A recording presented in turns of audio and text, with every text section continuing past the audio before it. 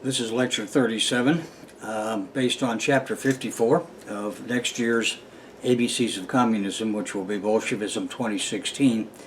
The subject is The Empire Strikes Back Against Venezuela. This is going to be a more lengthy tape this morning than we usually do, so I don't think it's going to be broken into two parts. Just a few introductory comments. Telesur says this morning, which is November 1st of 2015, that the U.S. is preparing a new invasion of Cuba by the Pentagon, and of course using their scum from the CIA to cause as much fifth column trouble inside Venezuela as they possibly can, and that they are mobilizing worldwide international support against it. And I have no reason to doubt that that's the case. I'm rather sure that it is, for a variety of reasons. But in order to understand how we got to this particular point, this particular lecture and chapter are going to be of considerable importance. You'll recall that we traced the history of the fight for communism in Venezuela in chapter 33, and I talked about that in the accompanying lecture 18 on YouTube at the ABCs of Communism channel. And we concluded with the election of Hugo Chavez to the presidency in 1998. Now, however, Venezuela was only part way along the road to proletarian revolution, and the cap classes at home and in Gringolandia were not about to let it get any further. They began preparing a coup d'etat against Chavez the day he was elected, and it was carefully prepared in Washington by the Pentagon and by the CIA. Operation Condor was now in Plan B mode. Condor had evolved into its color revolution form, and its preparation began immediately, as I say, with the Chavez election to the presidency in '98. Now, this Plan B culminated in the overthrow of Chavez and the constitutional government of Venezuela by armed force in April of 2002, and that's where we're going to start our discussion this morning. The coup was one of the first of the contemporary CIA color revolutions, as it soon would become apparent. Now, you want to look at the international situation at that moment. You will recall that Chavez's election came some 8 years after the great traitor Mikhail Gorbachev had succeeded in overthrowing Communist Party rule in Russia. In Russia now, Vladimir Putin and his coterie in St. Petersburg had just succeeded in replacing the traitor Boris Yeltsin and had begun the process of national rebirth. The imperialists and the great cap families at the helm of that ship were riding as high as they ever would. Imperialism, being the terminal phase of the capitalist stage, did not mean that it was not highly dangerous. The Russians were not yet in a position to help anyone except themselves. Therefore, what followed the Caracas coup and Chavez's capture by the fascist foci of U.S. agents and their local stooges was an entirely Venezuelan matter. What experience did Chavez have? Well, he had the experience of one Perón from which to learn. You'll recall that Perón had been captured by his own military bosses and imprisoned to await his fate. And while he was sitting in jail and the generals and admirals were trying to decide whether to kill him or exile him, Eva Duarte had rallied the angry masses to demand his freedom from the military junta, and they had assembled in front of the Casa Rosada, which is Venezuela's White House. Now, faced with popular overthrow, if they did not release him, the junta gave in. Perón was released on condition that he resign from the army. In the Venezuelan event, exactly the same thing happened, minus the drama of Evita and without concessions from Chavez.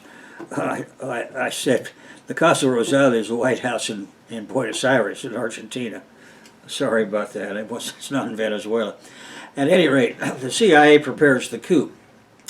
The Venezuelan coup d'etat attempt of 11 April 2002 saw President Hugo Chavez, who had been elected in 2000, ousted from office for 47 hours. A combination of military loyalists and the mass of Venezuela's poor and working classes restored him to his elected office. The CIA plotters' opening shot occurred on April 9, 2002, in the form of a general strike called for by the gangster Picard AFL-CIO organized and supported National Federation of Trade Unions. Now, so that was like 3 days before this coup was actually being implemented. Now that union, the Confederación de Trabajadores de Venezuela, CTV, or CTV we'll call it, it was organized by the, being run in this instance by the Foreign Division of the AFL-CIO, which is one of the four main pillars of U.S. imperialism and its strategy abroad. The CTV was under the Chavista gun because of its class and treasonous role as an instrument of the Venezuelan oligarchy and the U.S. oil monopolies. It had become their gangster-controlled labor force inside the PDVSA, that is PDVSA, which stands for Petróleos de Venezuela S.A.A., or Venezuelan Petroleum Inc., the state oil monopoly. In our last chapter on Venezuela, chapter 33, we reviewed the history of this state oil monopoly. In other words, the 2002 PDVSA had exactly the same kind of union as the STPRM had become within Pemex in Mexico in the World War. Now, and for the same reasons we outlined in Chapter 30 in the section on the rise of labor gangsters in the STPRM in Mexico. Now, 2 days after the gangsters called their general strike, they trucked thousands of people into Caracas from the countryside. The interlopers were set into a march in the service of the labor gangsters and in opposition to Chavez. Then the Union gangsters redirected the protesters to the presidential palace at Miraflores, which is where it's located in Caracas. Now here government supporters were holding their own rally in support of honest union leaders. The two sides of the union movement confronted each other, and CIA gunmen fired into the Chavista union supporters, killing 19 of the demonstrators. It was a repeat of what CIA snipers had done at the airport in Buenos Aires when Juan Perón returned in 1983. This was the signal for the simultaneous kidnapping of President Chavez by CIA thugs and their paid army traitors. Fidel Castro, fearing Chavez would be murdered, intervened, offering asylum to the kidnappers for Chavez in Cuba, but the kidnappers refused. But he didn't let things sit there. Meanwhile, the Cuban DGI, General Dirección de Inteligencia, the General Direction of Intelligence, rushed Secret Service officers to Venezuela to begin the counterattack. They did yeoman service for the Venezuelan people in the hours they bought, protecting Chavez from a Guevara-style murder. In that short time, they were able to put real teeth and muscle into the loyalist ranks of the army. Fidel had wisely acted in time, thanks to the earlier excellent work of the DGI in keeping him advised as to the progress of the CIA conspiracy against Chavez. Fidel had learned from his relationship with Salvador Allende in Chile before the Pinochet coup to be careful about what he said to the elected government of any country. Too much intelligence could tip the scales in favor of the traitors because of the fifth columnists inside that country's government. Accordingly, Fidel warned Chavez, but he did so carefully, so as not to alert the CIA plotters of his intimate knowledge of the details of their plans. While this was going on, the Venezuelan Federation of Chambers of Commerce, the Spanish short for which is Fede Cámaras, President Pedro Carmona, declared himself president of Venezuela. His first act was to dissolve the Venezuelan National Assembly and the Supreme Court and declare the country's 1999 Constitution overthrown. By the 13th of April 2002, the coup was on the verge of collapse because Carmona's attempts to undo Chavez's reforms had infuriated the public, and also the loyal majority of the Army and Navy, who could now see clearly what the big bourgeoisie and their gringo imperialist backers were really after. The U.S. CIA and the native Venezuelan big bourgeois oligarchy wanted the restoration of the fascist dictatorship. Counterattack. Prompted by the spreading news that Chavez had not resigned, Carmona's installation as president generated an uprising of the Bolivarian popular circles in support of Chavez. Now, these circles were created shortly after the '98 election by Diosdado Cabello. We're going to see he's about to intervene, and he was an old Chavez loyalist. And when Chavez had made his first coup attempt against the government in Venezuela, Cabello had led 4 tanks in the assault on the government forces in Caracas. Now, so he's been watching this, and he's been organizing, getting his Bolivarian circles ready to attack the Carmona usurping dictatorship. The Metropolitan Police, temporarily under CIA control, attempted to suppress the Bolivarian circles, but they were unsuccessful. Word began to spread that Chavez had not resigned. The golpistas, that's Spanish for coups d'etat, control of the press and television, had publicly proclaimed this falsehood. A demonstration outside the presidential palace by hundreds of thousands of people demonstrated that an uprising of the poor from working-class barrios was in process. The newly created Carmona dictatorship was in imminent danger. These masses joined the Chavista PDVSA workers, and jointly they completed their iron grip encirclement of the presidential palace. These masses of workers and newly empowered poor people returned Chavez to power. With the presidential palace surrounded by insurgent protesters, several hundred loyal paratroopers still ensconced on the ground floor of the presidential palace joined in. Their commander telephoned Carmona to tell him that he was surrounded and gave him an ultimatum: return Chavez alive within 24 hours or face liquidation. Raul Baduel. Meanwhile, General Raul Baduel, as head of Chavez's old paratrooper division in Maracay, had been trying unsuccessfully to make public his opposition to Carmona. However, Venezuelan media refused to interview him. All of the TV stations were, of course, controlled by capitalists who wanted to destroy Chavez any way they could. Thus, angry workers seized television stations where new announcers broadcast unrelenting demands for Chavez's return. After sending the ultimatum to the kidnappers and coupist conspirators, Baduel contacted the head of the presidential guard, which had also remained loyal to Chavez, and told him, quote, "It's now or never," unquote. Diosdado Cabello. Diosdado Cabello was an old guard Chavez loyalist, as I say, who during Chavez's abortive coup d'etat on February 92 had led a group of 4 tanks to attack Miraflores Palace. Following Chavez's 98 electoral victory, he had helped set up the pro-Chavez grassroots civil society organizations known as Bolivarian Circles. In May 2001, he became Chavez's chief of staff and was appointed vice president by President Hugo Chavez on January 13th of 2002. Late in the morning of 13 April, the Presidential Guard entered the palace from their barracks along with the paratroopers via underground tunnels, and the loyalists retook the palace. Many of the coup plotters escaped, going underground or fleeing the country. With the defeat of the coup, which he had ensured, he took on the duties of the presidency on a temporary basis. I'm talking about Diosdado Cabello here. Upon taking office, Cabello said that, quote, "I, Diosdado Cabello, am assuming the presidency until such time as the President of the Republic, Hugo Chavez Frias, appears," unquote. A few hours later, Chavez was back in office. Now, although Chavez was free, for security reasons, he was in a secret location.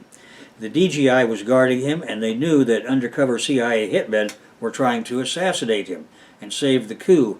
Therefore, the presidency of the Republic had to be assumed for several hours by loyalist Vice President Diosdado Cabello.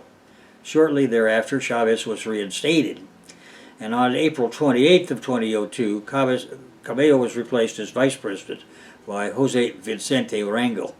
Cabello was named Interior Minister in May of 2002, and then he was made Infrastructure Minister in January of 2003. At any rate, that night Carmona escaped arrest and fled into exile as the Presidential Guard retook the presidential palace at Miraflores. In short, the Carmona coup dictatorship and its leaders gave up and fled into exile to Miami. The CIA plot had fizzled as quickly as it erupted. Now, in the aftermath, Chavez and his supporters denounced and eventually proved that the United States had sponsored and organized the ill-fated coup attempt.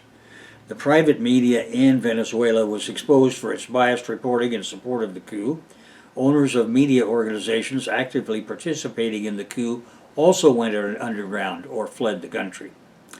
By the time the Organization of American States, the OAS Permanent Council, met on April 13th, the coup had been defeated. On the 14th of April, the U.S. State Department threw in the towel, reluctantly joining with other OAS members in condemning the coup and sending the OAS General Secretary on a fact-finding diplomatic mission. The OAS subsequently established a, quote, mesa, unquote, dialogue process, which is the Spanish word for table, as it had in Peru following the May 2000 elections. At Chavez's request, the Carter Center and the UNDP were involved in setting up the Mesa. To participate in this process, the anti-Chavez opposition had claimed not to have participated in the golpe, that is the coup, and they created what they called the Democratic Coordination, Coordinadora Democrática, CD. The Democratic Coordination soon proved it was another CIA oligarchy coupist front with the determination to pursue the violent overthrow of the government. Most importantly, it attempted to organize another PDVSA upheaval in December of that year, 2002, that ran into 2003, arranging for the company to lock out workers from PDVSA installations. Again, the CAP strategy was exposed for what it was by Chavez, and it was defeated. After the February 2003 collapse of the PDVSA lockout, the CD declared it was willing to engage with the Mesa process. However, this proved to be a subterfuge. Next, the CIA and CD, which were the same thing, pushed for a binding recall referendum under Article 72 of the Constitution of Venezuela. The government agreed on 23 May 2003, but when that referendum was held in 2004 and the CD suffered a demoralizing electoral defeat, with Chavez getting 59% of the vote, the CD rejected the outcome, even though all the objective observers there, including the Jimmy Carter Center, authenticated the vote without criticism. Then in 2006, Chavez was re-elected president. Now let's take a look at why the Caps hate the Bolivarian Revolution background. Chavismo policies include nationalization, social welfare programs, such as the Bolivarian missions. Chavismo dramatically opposed economic neoliberalism, which I'm sure you know by now is the idea that the banks get everything and the people get nothing. In particular, Chavez and his party exposed the policies for what they were. And on the other hand, Hugo Chavez and Venezuelan socialism accepts the concept of private property, at least for the moment. Bolivarianism, in effect, means transitional socialism. However, in this Venezuelan case, we're not talking about accepting a bourgeois state apparatus. Unlike the classical revisionists of Bernstein and Kautsky fame, which means operating within the confines of bourgeois state authority, the Chavez Revolution has established its own state apparatus independent of the bourgeoisie, and in fact that's what prevented the capitalist coup in April. In short, Bolivarianism or Chavismo is not Leninism, since the other aspects of bourgeois society are allowed to continue, but it's not classical revisionism either. Bolivarianism in command of the government and state apparatus allows the bourgeoisie to exist as a class while seeking to promote socialism. Now, therefore, workers and farmers are going to successfully construct socialism as a world economic stage, they hope. Is that even possible? Well, that's beyond the scope of this lecture, but at any rate, Chavismo advocates the growth of participatory democracy and workplace democracy in opposition to extant capitalist social relations. Whether this will work is the question of the moment in 2015, as it has been since the victory of Chavez at the polls in 1998 and the attempted coup of 2002 we have just reviewed. Now, first of all, in October 30th, 2000, just 15 years ago, almost exactly yesterday, the Venezuelan Cooperation Agreement was signed by Fidel Castro and Hugo Chavez. The motivation was to desire to strengthen the traditional ties of friendship between the two countries and build jointly socialism for peoples of Cuba and Venezuela.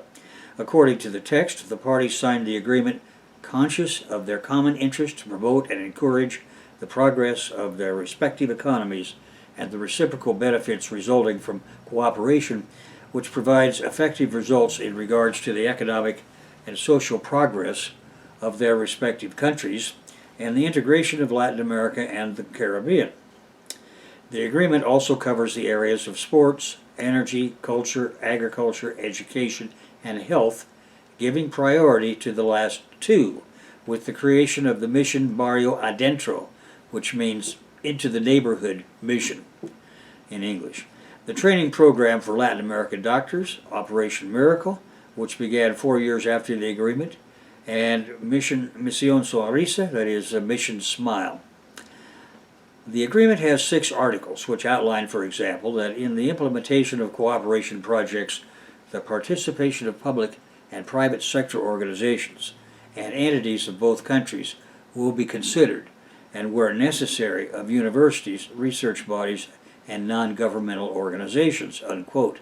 Among other matters, it stipulates that Cuba will provide free medical services, specialists, and health technicians to Venezuela to work in locations where these personnel are not available. Meanwhile, Venezuela will cover accommodation costs, meals, and internal transportation. It also commits to a mechanism for compliance and monitoring of cooperation activities under this agreement, for which the parties will establish a joint committee composed of representatives of both governments, which will meet every year, alternatively in Caracas and Havana. The text adds that this joint commission will establish working groups under the responsibility of the respective ministers of each country to facilitate cooperative relations in various sectors as defined in the agreement. The first measure contained within the agreement to be implemented took place 30 days after its signing, with the arrival on November 30th of 2000 of the first flight of patients corresponding to the care program for Venezuelan patients in Cuba. 46 patients and 45 companions arrived on the island. Since then, every year the program has grown, up until 2014, when over 1,750,000 lives had been saved. 780 million medical consultations were performed, and there were 477 flights to Cuba, benefiting 60,000 people. Through these health cooperation agreements, according to Venezuelan Vice Minister of Supreme Social Happiness, Carolina Sestari. The healthcare network in this period also conducted over 10,000 consultations in neighborhoods, villages, and rural areas, saving the lives of more than 1.75 million Venezuelans, according to figures from the Venezuelan Ministry of Health. Plan Bolivar 2000. Plan Bolivar 2000 was the first of the Bolivarian missions, and it began 23 days after Chavez's inauguration. The plan deployed 40,000 Venezuelan soldiers in door-to-door anti-poverty activities, including mass vaccinations, food distribution in slum areas, and education. The aforementioned cooperation agreement greatly expanded the breadth and depth of the plan at the end of 2000. Now, for Mission Barrio Adentro, that is, inside the neighborhood, the mission was to provide comprehensive publicly funded health care, dental care, and sports training to poor and marginalized communities in Venezuela, which is to say just about everybody. Barrio Adentro featured the construction of thousands of iconic 2-story medical clinics called consultorios, or doctor's offices, as well as staffing with resident certified medical professionals. Barrio Adentro constitutes an attempt to deliver a de facto form of universal health care, seeking to guarantee access to quality and cradle-to-grave medical attention for all Venezuelan citizens. As of 2006, the staff included 32,000 professionals, technical personnel, and health technicians, of which 15,356 were Cuban doctors and 1,234 Venezuelan doctors. The Latin American branch of the World Health Organization and UNICEF praised the program. Close to 20 million Venezuelans have received free health care from the government's Barrio Adentro program, Nicolas Maduro said October 30th, 2 days ago. It's the largest and most powerful humanitarian mission ever conceived in Venezuela, perhaps in the world, Maduro said, referring to Barrio Adentro, inside the neighborhood. The program provides free health care to the public, with a focus on aiding poor and rural regions. Celebrating the 15th anniversary of this bilateral agreement with Cuba that led to the creation of Barrio Adentro, Maduro said the health program had provided over 731 million consultations. This means, on average, the mission is helping over 6,000 people an hour. Just under 2 million surgical procedures have been conducted by Barrio Adentro, and over 1 million Venezuelans have been treated for vision problems by another health initiative called Mission Milagro, that is, Miracle Mission. Overall, Barrio Adentro has now directly provided care to two-thirds of Venezuela's population of 30 million, according to official figures. When Barrio Adentro was founded in 2003, close to half of Venezuelans lived in poverty. Many lacked access to basic health care, and most had never seen a doctor. The poor were the worst affected by the rollback of public health services in the early 1990s when the neoliberal government of President Rafael Caldera slashed public spending and privatized health care assets, leading to prices for even basic care skyrocketing. Remaining public services saw people lining up for sometimes days to receive treatment. Under President Hugo Chavez, who was in office from 1999 to 2013, Barrio Adentro was established with the initial goal of restoring access to basic health care for those who had been most impacted by Caldera's reforms, both the urban poor and Venezuelans living in remote areas. In the first 3 years of operation, nearly 3,000 Barrio Adentro clinics were built. Most of these were concentrated in slums, working-class neighborhoods, rural areas, and other disadvantaged communities. Today, over 10,000 Barrio Adentro primary care clinics exist nationwide. Another 800 clinics are currently being planned. These basic clinics are just the tip of the iceberg. Over the past decade, the government has launched 4 phases of the Barrio Adentro mission. Each phase has provided Venezuelans with a new layer of health care. Barrio Adentro 2 network offers secondary level care, including treatment for serious illnesses and care for those with disabilities. Most Barrio Adentro 2 facilities look and feel much like a regular hospital, though they are often located in the poorest areas of Venezuela. So far, there are 1,170 Barrio Adentro 2 sites nationwide. For health issues requiring specialized treatment beyond the capacity of the first 2 stages of the mission, there are Barrio Adentro 3 and 4. These last 2 stages include some of Venezuela's most sophisticated health facilities. The most well-known of these advanced facilities is the Gilberto Rodriguez Ochoa Latin American Child Cardiology Hospital in Caracas. Since being inaugurated in 2006, the hospital has treated more than 8,000 children, many of whom have suffered complex heart issues that are untreatable in much of the developing world. All of the hospital services are free, but not just for Venezuelans. The hospital has treated children suffering from serious conditions from countries including Nicaragua, Honduras, Colombia, and across the Caribbean. Mission Habitat. Mission Habitat's goal is the construction of thousands of new housing units for the poor. The program also seeks to develop agreeable and integrated housing zones that make available a full range of social services, from education to health care, which likens its vision to that of new urbanism. Mission Mercal. The mission involves a state-run company called in English Food Markets, Inc., Mercados de Alimentos S.A., MERCAL, provides subsidized food and basic food through a nationwide chain of stores. In 2010, Mercal had 16,600 outlets, with a spectrum from 6,000 soup kitchens to street corner shops and huge warehouse stores. Altogether, Mercal employs 85,000 workers. By 2006, 11.36 million Venezuelans benefited from Mercal food programs on a regular basis. There are at least 15,000 Mission Mercal food distribution operations in Venezuela, distributing 5,000 tons of food daily. Mission Robinson. The program uses volunteers to teach reading, writing, and arithmetic to more than 1.5 million Venezuelan adults who were illiterate before Chavez's election to the presidency in 1999. The program is military as well as civilian in nature. Civilian volunteers and soldiers go wherever needed, including to remote and dangerous locales. Their target is the most undereducated, neglected, and marginalized adult citizenry, and their aim is to give them regular schooling, especially reading and writing lessons. Accordingly, on the 28th of October 2005, Venezuela was able to declare itself a free territory of illiteracy. having raised in its initial estimates the literacy rate to around 99%. According to UNESCO standards, a country can be declared illiteracy-free if 96% of its population over age 15 can read and write.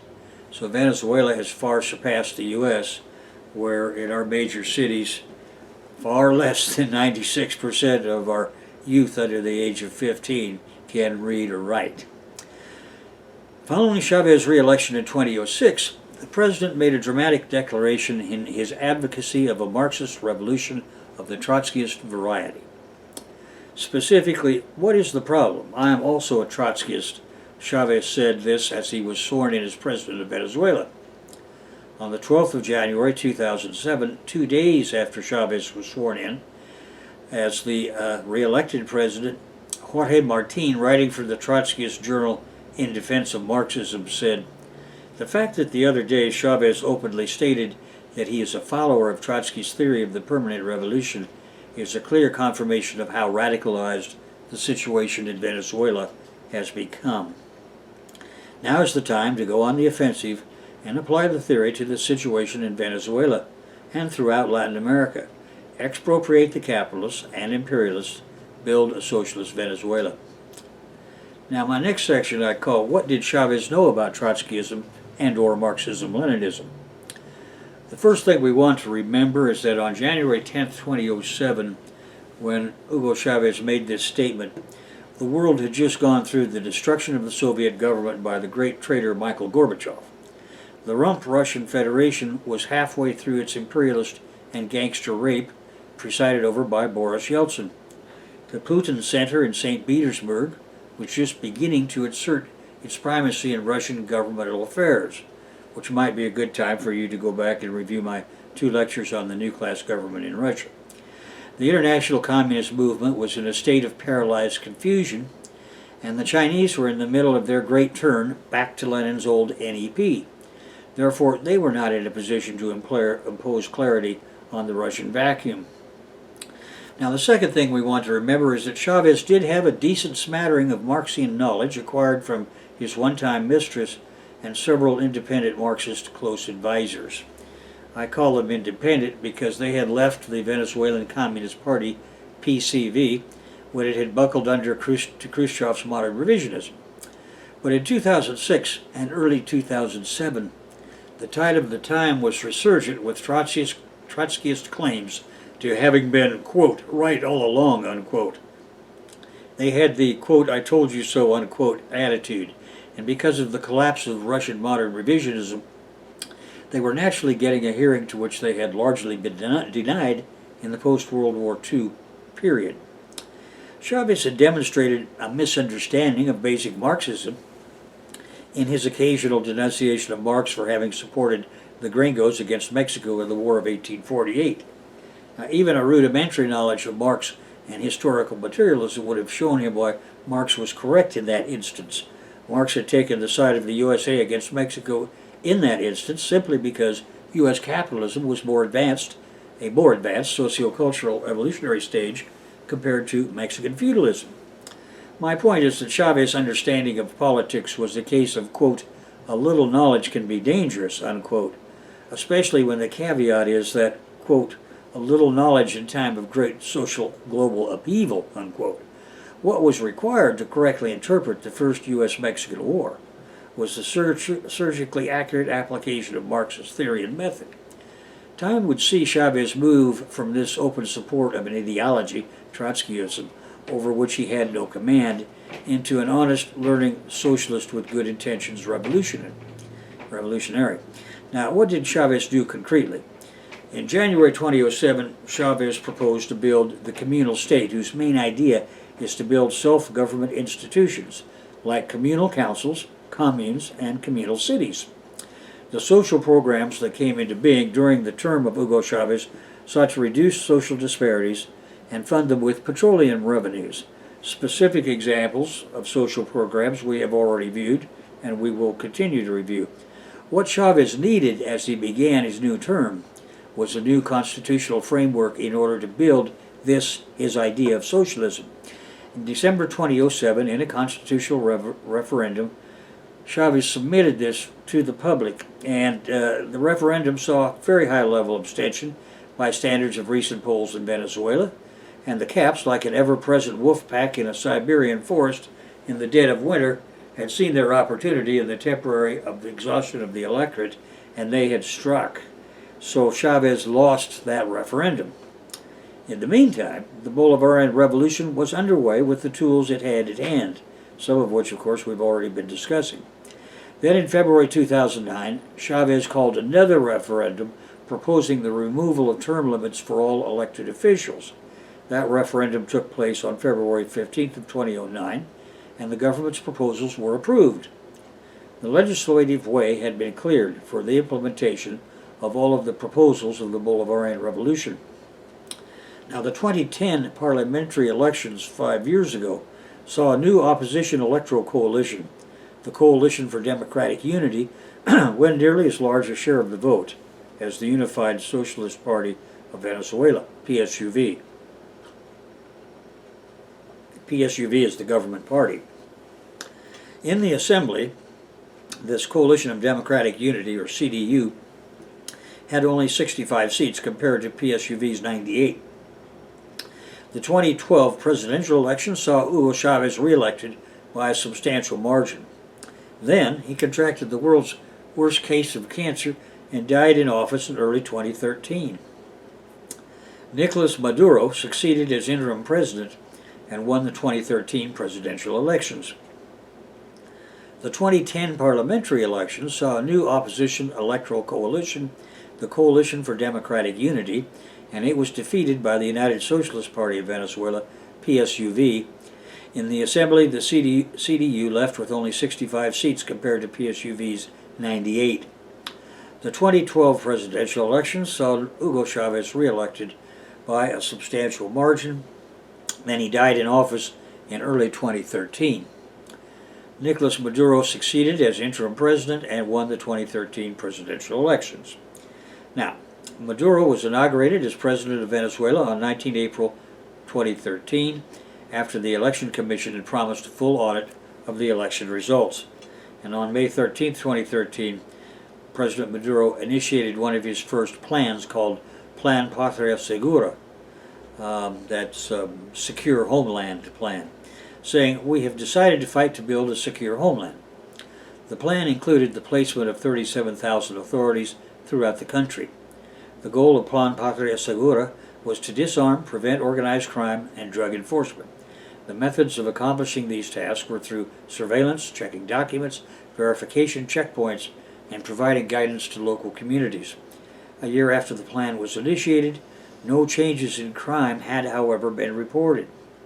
Now, in October 2013, Maduro requested an enabling law to rule by decree in order to fight this corruption and fight what he called an economic war. In other words, what they had tried to do with Plan Segura had stabilized things, but they had not reduced the crime rate. On October 24th, he also announced the creation of a new agency, the Vice Ministry of Supreme Happiness, to coordinate all social programs. In November 2013, weeks before the local elections, Maduro used his special decree powers and ordered the military to take over appliance stores. The Cat Press said that the move amounted to cannibalizing of the economy and that it might lead to even more shortages in the future.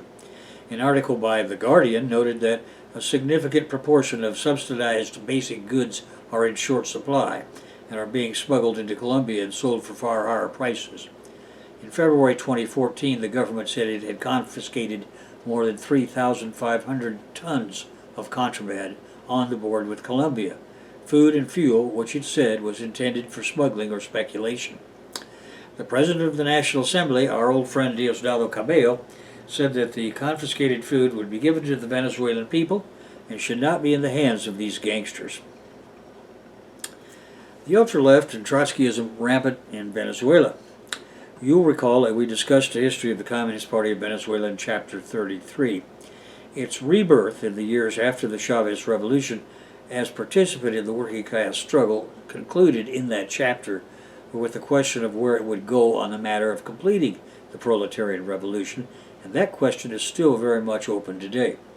One consequence is that there has been a proliferation of ultra-left and Trotskyist groups in Venezuela. These latter range from those embedded in the government party, PSUV, to those opposed to it. Now, an interesting analogy occurs to me, which is, first of all, one, the way in which religious freedom is prescribed in the Bill of Rights of the U.S. Constitution resulted in the massive fragmentation of English and continental European Protestantism inherited in North America. The Bill of Rights is what we call the first 10 amendments to the organic text of the Constitution, and suddenly the separation of church and state clause of the Bill of Rights amendments to that Constitution resulted in practice in an explosion of each and every crackpot with an interpretation of the Bible claimed to a church across the land of the ever-expanding USA, where previously in the English-speaking world there had been somebody's state church. Whether it was the Church of England or the Catholic Church, they fought over that for hundreds of years in England. But in the USA, they had said, we don't want any more of that crap, so we're going to abolish any relationship between the state and religion. And what this did was to allow any guy that has a Bible and is a pretty good speaker to go out and start rousing the rabble and building his own church. Well, the bankruptcy of the former Third International, due to the ascendancy of the modern revisionists under Nikita Khrushchev, left a similar vacuum in the international working class movement. In practice, that vacuum was often filled worldwide with youthful reincarnations of Trotsky's otherwise defunct Fourth International. In Venezuela, the absence of authentic Marxist-Leninist party had led to the defections of people such as those that had become independent communist advisors to Hugo Chavez. However, into the vacuum created by modern revisionism also came a rebirth of anarchism and Trotskyism, the latter taking as many varieties and shapes as the Protestant sects of New England in 1789. The most important of these are the fragmentary remains of Trotskyism reborn with their own press, nationally and internationally. Usually they are at war among themselves, exactly as their analogous counterparts in North American Protestantism at the turn of the 1700s into the 1800s. If you take a look, for example, at any of the Trotskyist press in this country today, you see they immediately jumped all over this fellow, Alan Woods, who is, I quoted as in defense of Marxism on a newspaper earlier as supporting Chavez. Well, just as quickly there's a bunch that say, oh, he's a traitor too. At any rate, accordingly, I shall try to make some sense out of the so-called left opposition to Chavez, keeping in mind all the time that the Communist Party of Venezuela is as much at fault as the ultra-leftists for not concentrating on the important Leninist issue of seizing state power away from the native capped classes by advocating their economic liquidation. Later, if desired, a working class government could proceed along an NEP road with patriotic bourgeoisie. But the damage done to the Communist Party of Venezuela by its long association with Khrushchev revisionism has not yet been overcome. Robert Jackson Alexander, in his 1999 book, International Trotskyism, 1929 to 1985, a documented analysis of the movement, it says that Trotskyism was established in Venezuela in 1971 around the monthly newspaper Voz Marxista, Marxist Voice. The United Secretariat of the Fourth International was the specific Trotskyist affiliation. Now, you readers need to know that there are many different groups of Trotskyists worldwide with a wide variety of names and individual histories that their leaders consider to be of great importance. At any rate, a lawyer named Alfonso Ramirez edited this newspaper at that time, and he ran a banner under the title of each issue, which read in English, quote, "For the construction of a revolutionary workers' party," unquote. That it would be Partido Obrero Revolucionario. From this point on, the historical record is replete with the disintegration of the world Trotskyist movement into so many factions for so many reasons that we can leave this story here. What about Trotskyism in Venezuela today? Well, my knowledge of the Trotskyist movements in Venezuela today has come mainly from following the articles published in English from various Trot outlets in the online journal Venezuela Analysis. Accordingly, my impression is that these groups do what trot groups always do, namely to foment distrust of whatever progressive government exists anywhere, and in this case in Latin America, because these regimes are often not left enough for them.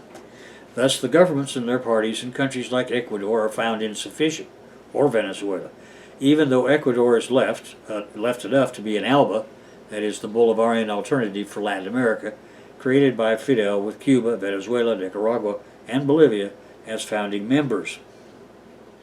Furthermore, I have the impression that trot cadres from a variety of organizations have been active in the missions, communes, and some labor unions.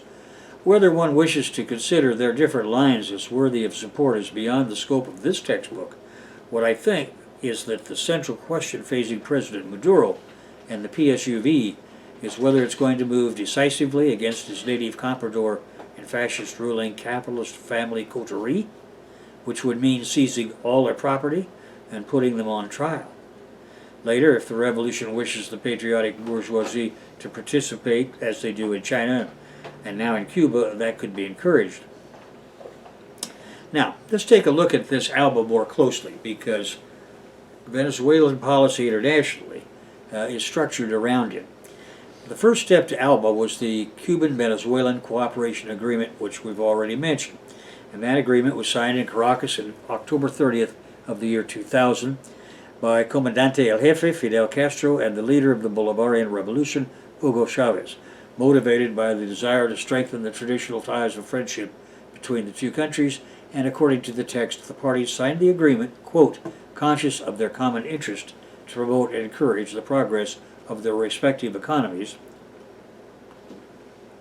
and the reciprocal benefits resulting from cooperation, which provides effective results in regards to the economic and social progress of their respective countries and the integration of Latin America and the Caribbean. The agreement also covers the areas of sports and energy and so on, and we talked about all of that. And Mission Barrio Adentros, the Into the Neighborhood Mission training program for Latin American doctors, Operation Miracle, and Mission Sonrisa, Mission Smile. The agreement has 6 articles which outline, for example, that in implementation of cooperation projects, the participation of public and private sector organizations and entities of both countries will be considered, and where necessary of university research bodies and non-governmental organizations. Among other matters, it stipulates that Cuba will provide free medical services, specialists, and health technicians to Venezuela to work in locations where these personnel are not available, and meanwhile Venezuela will cover the costs of accommodation, meals, and internal transportation.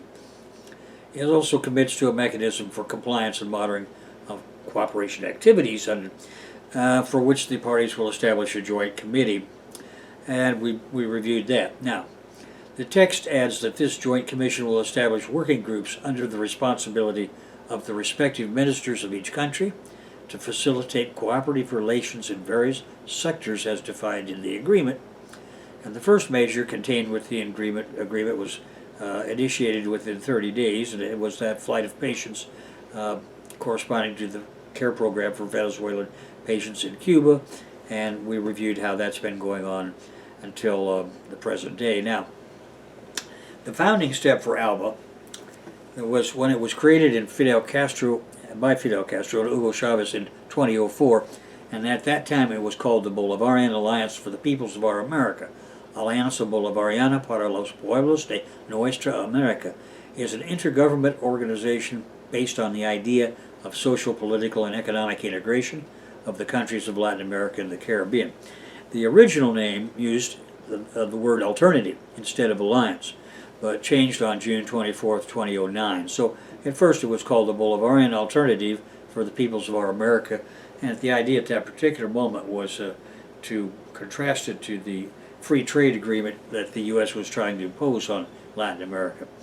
The name Bolivarian refers to the ideology of Simón Bolívar, the 19th century South American independence leader born in Caracas, who we discussed extensively in Chapter 33 and Lecture 18, who wanted Hispanic America to unite as a single great nation. Founded initially by Cuba and Venezuela in 2004, ALBA is and was formed by socialist and progressive governments wishing to consolidate regional economic integration based on a vision of social welfare, bartering, and mutual economic aid. The 11 current members of ALBA are Antigua, Barbuda, Bolivia, Cuba, Dominica, Ecuador, Grenada, Nicaragua, St. Kitts and Nevis, St. Lucia, St. Vincent and the Grenadines, and Venezuela. Suriname was admitted to ALBA as a guest country at a February 2012 summit, and the ALBA nations may conduct trade using a virtual regional currency known as the sucre. Venezuela and Ecuador made the first bilateral trade deal using the sucre instead of the US dollar on July 6, 2010. You may recall General Sucre was the general who fought the last battles against the Spanish in the Ayacucho Valley. The agreement had been proposed by the government of Venezuela, led by President Hugo Chavez, as an alternative to the Free Trade Area of the Americas, FTAA, or ALCA in Spanish, an imperialist trade program proposed by the U.S. Opposition to the Gringo plot was led by the communist parties and inspired massive popular protests. As I say, the original Cuba-Venezuela agreement signed on December 14, 2004 by Hugo Chavez and Fidel Castro was the first step. Then it was principally about the exchange of medical and educational resources and petroleum reserves between both nations.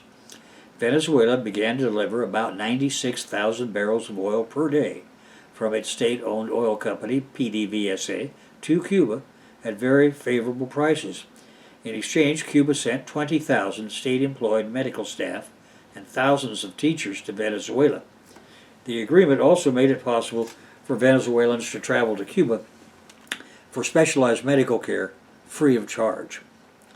When ALBA was launched in 2004, it had only 2 member states, Venezuela and Cuba. Subsequently, a number of other Latin American and Caribbean nations asked to enter into ALBA's People's Trade Agreement. In Spanish, that is Tratado de Comercio de los Pueblos, or TCP.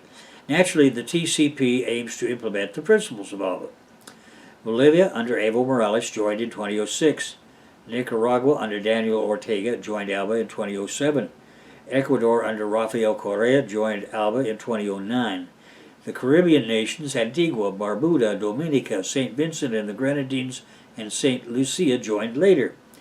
Honduras, under Manuel Zelaya, joined in 2008, but withdrew in 2009 after the 2009 Honduran coup d'etat, that conspiracy organized by the U.S. CIA in alliance with the local oligarchy. Jamaica joined at the invitation of Hugo Chavez as president of Venezuela, and Mexico joined at the invitation of Daniel Ortega, president of Nicaragua. Hugo Chavez also invited the countries of Central America to join ALBA and Argentina to use the currency of this organization, the sucre, and Vietnam has also been invited to join as an observer. So you can see that this thing has turned into a huge international economic bloc.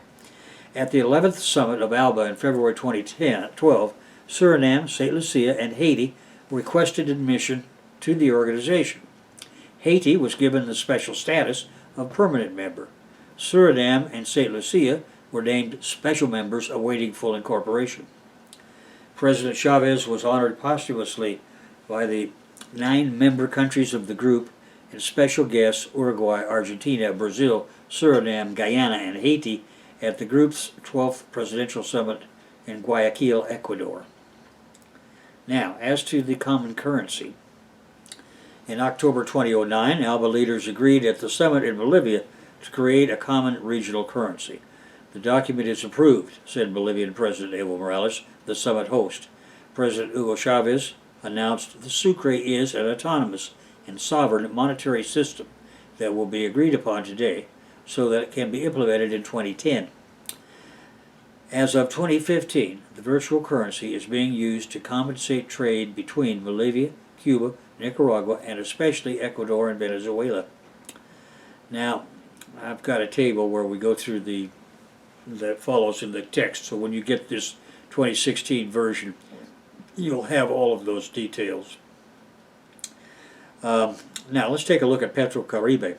Established in 2005 and based on earlier agreements between ALBA founders Cuba and Venezuela, PetroCaribe looks to sell oil under a concessionaire financial agreement to 14 member nations situated in the Caribbean.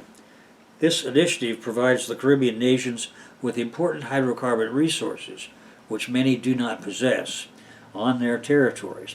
In the case of Cuba, PetroCaribe ensures a continual flow to a nation suffering with regard to oil after the fall of the Soviet Union in 1989. Telesur.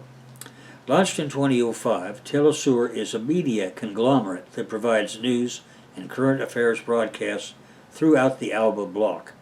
The program is an internet-based television channel and is a cooperative effort between the governments of Venezuela, Argentina, Uruguay, Cuba, Bolivia, Ecuador, and Petrosur. Petrosur is an intergovernmental energy alliance between Venezuelan PDVSA, Argentinian YPF, and Brazilian Petrobras, government oil companies all. The goal of this initiative is to provide funding for social welfare programs within these nations.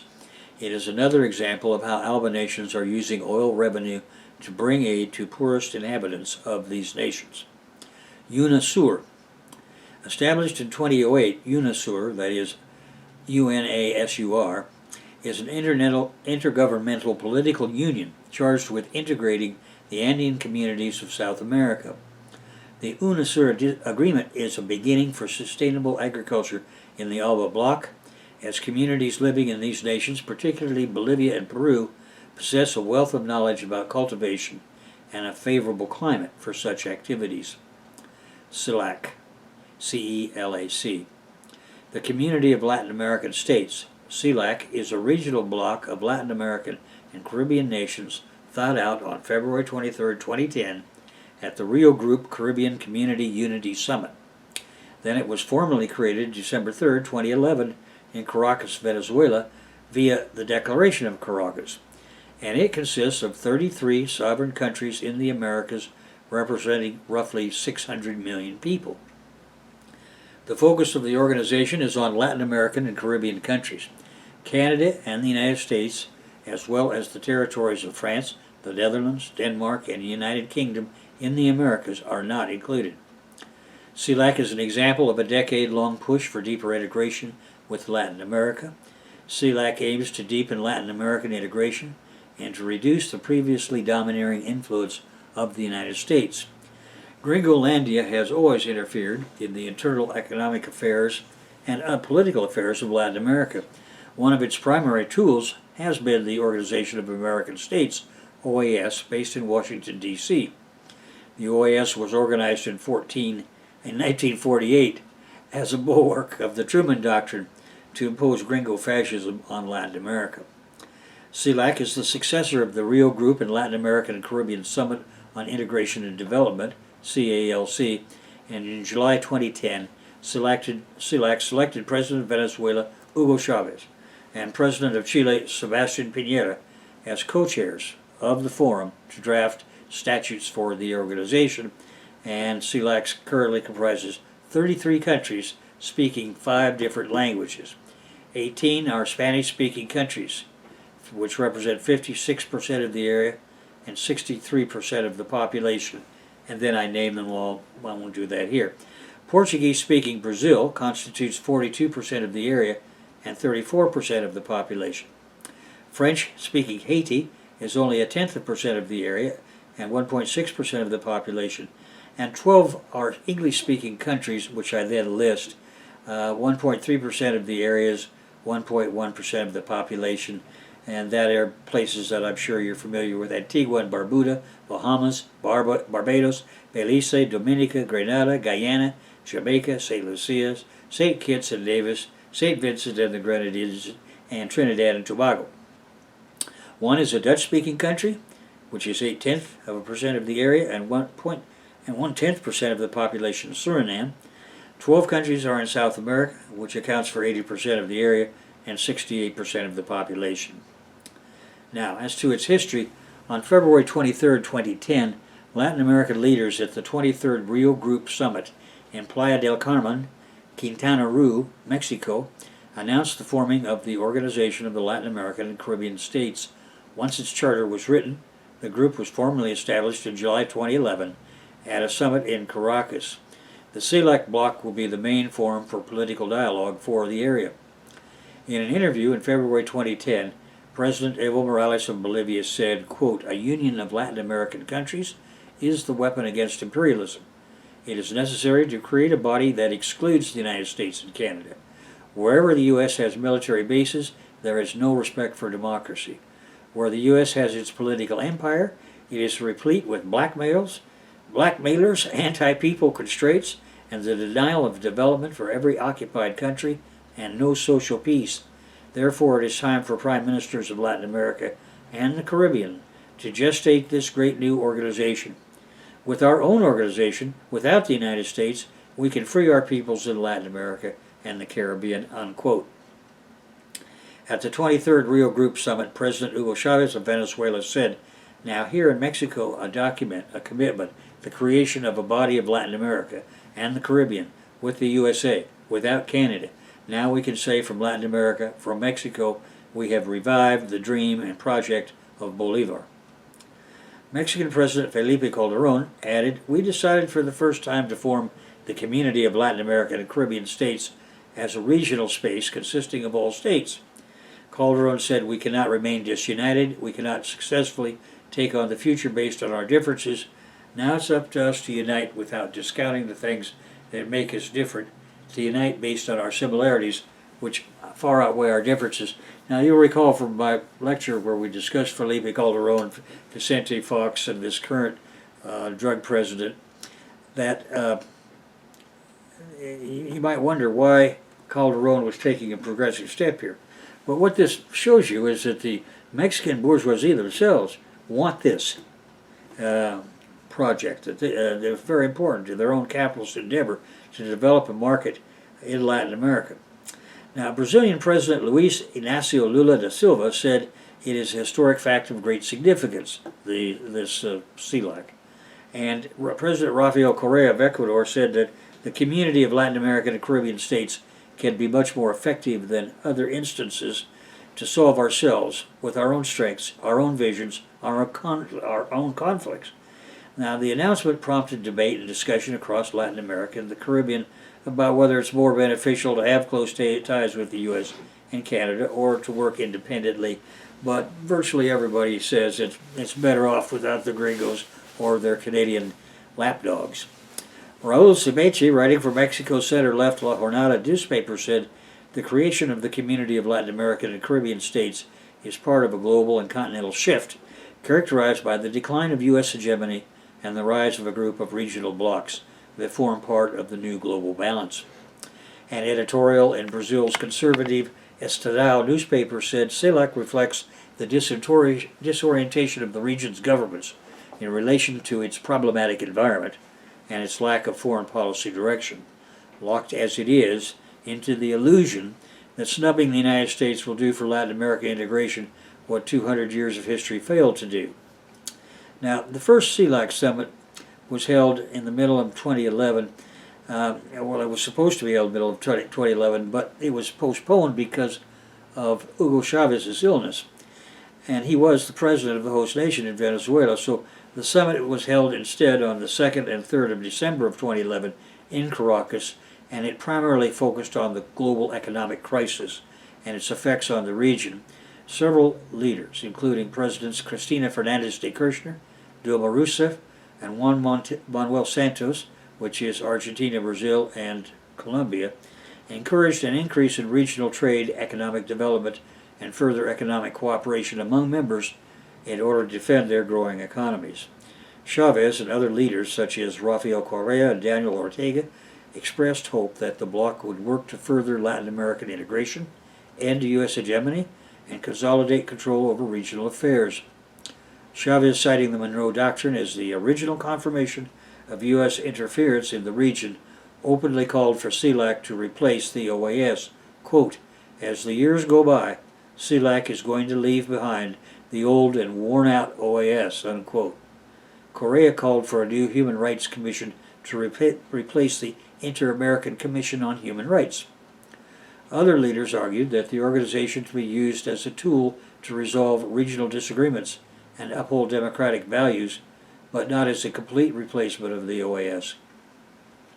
Santos stated that he would like to see dialogue within the group over whether existing counter-drug regulations should be revised, and the president of the Latin American Parliament, which is called Parlatino, in Spanish for short, said he expects the Parlatino will become the main legislative institution of CELAC.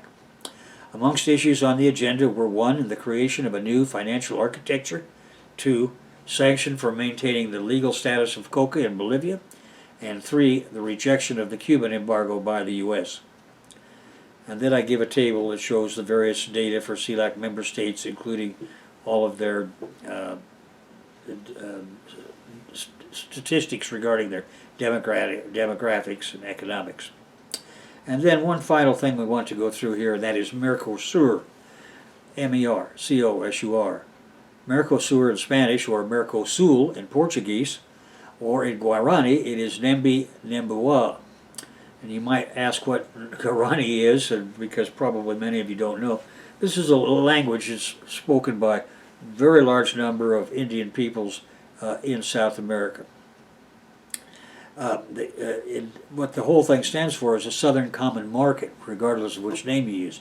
Its full members are Argentina, Bolivia, Brazil, Paraguay, Uruguay, and Venezuela. Its associate countries are Chile, Peru, Colombia, and Ecuador. Observer countries are New Zealand and Mexico. Its purpose is to promote free trade and the fluid movement of goods, people, and currency. The official languages are Spanish, Portuguese, and Guarani. It has been updated, amended, and changed many times since. It is now a full customs union and a trading bloc.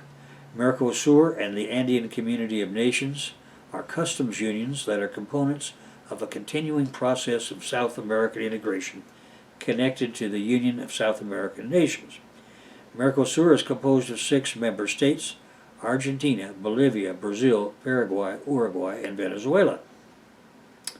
Following the impeachment of President Fernando Lugo by the Paraguayan Senate, this country was suspended from Mercosur, and the admittance of Venezuela as a full member became effective on 31 July 2012, and Venezuela has fully adapted to the trade bloc regulations. Prior to that time, Paraguay, acting as under the direction of the U.S. CIA, had refused to allow Venezuela to join. But as soon as the legitimate government of Paraguay was overthrown, then the country of Paraguay was suspended from Mercosur, and they no longer had the ability to veto anybody joining. And Mercosur immediately invited Venezuela, which they definitely wanted, because Venezuela is a very important source of goods and a very important market. Directly subordinated to the Common Market Group, the work subgroups draw up the minutes of the decisions to be submitted for the consideration of the Council and conduct studies on specific Mercosur concerns. Currently, the work subgroups are the following: commercial matters, customs matters, technical standards, tax and monetary policies relating to land, land transport, sea transport, industrial and technology policies, agriculture policy, energy policy, coordination of macroeconomic policies, and labor, employment, and social security matters. So you can see that Mercosur has created a huge bureaucracy of its own. Among the many languages and dialects used in Mercosur, it has 3 official and working languages: Portuguese, Spanish, and Guarani. Brazil is the only Portuguese-speaking country in Mercosur and in the Americas, as it formerly was part of Portuguese America. Argentina, Bolivia, Paraguay, Uruguay, and Venezuela were part of Spanish America. Along with Paraguay, where Guarani is one of 2 official languages, there are Guarani speakers in the Corriente portions that's the northern part of Argentina. Intra-Mercosur merchandise trade, that is excluding Venezuela, grew from U.S. $10 billion at the inception of the trade bloc in '91 to U.S. $88 billion in 2010. Brazil and Argentina each account for 43% of this total. The trade balance within the bloc has historically been tilted toward Brazil, which recorded an intra-Mercosur balance of over U.S. $5 billion in 2010. Trade within Mercosur amounted to only 16% of the 4 countries' total merchandise trade in 2010. However, trade with the European Union accounted for 20%, China 14%, and the U.S. 11%, and was of considerable importance. Exports from the bloc are highly diversified and include a variety of agricultural, industrial, and energy goods. Merchandise trade with the rest of the world in 2010 resulted in a surplus for Mercosur of nearly U.S. $7 billion. Trade in services, however, was in deficit by over U.S. $28 billion. The EU and China maintained a nearly balanced merchandise trade with Mercosur in 2010. The U.S. reaped a surplus of over U.S. $14 billion. Mercosur in turn earned significant surpluses, over $4 billion U.S. each in 2010, in its trade with Chile and Venezuela. So, that concludes all of the details of what Hugo Chavez and his revolution have accomplished in Venezuela. You can see that it's not just Venezuela that's at stake here. The reason the Pentagon and CIA are desperately getting ready to mount an invasion and an internal fifth columnist attack is because they see that Venezuela is the key to undermining everything that has been accomplished in terms of South American unity. Now, what they're up against is the fact that to do this, they will have to utilize the entire military resources of what the U.S. calls its Southern Command. And they will have to use vast resources the CIA will have to pull out of other parts of the world, where the CIA is busy undermining Eastern Europe, the Ukraine, Syria, Iraq, North Africa. They will be forced to withdraw many of those people and send them to Venezuela too. And then, of course, the Pentagon is challenging China as well. So we can get a World War III out of all of this, or it will be the collapse of the neocon U.S. empire that's been built since the end of World War II. The U.S. has one alternative that it could follow, and that, other than chaos and complete collapse, it could follow Donald Trump's idea of trading with the world rather than trying to conquer it. These are all things that the gringo ruling class will have to resolve among themselves. And until the families Morgan, Mellon, Rockefeller, DuPont, and the others that have joined, like the Bushes, the trillionaire families, decide what they're going to do collectively, it's going to be a dogfight. And we'll just have to wait and see what happens. At any rate, you can see how central the Venezuelan Revolution has been to all of this, the critical role of Hugo Chavez, and now of his successors, Maduro, Cabello, the others that are leading the Venezuelan state today. And that's not going to take us to Guyana next, because that's where we did what we did last time when we were talking about Venezuela. We went to Guyana.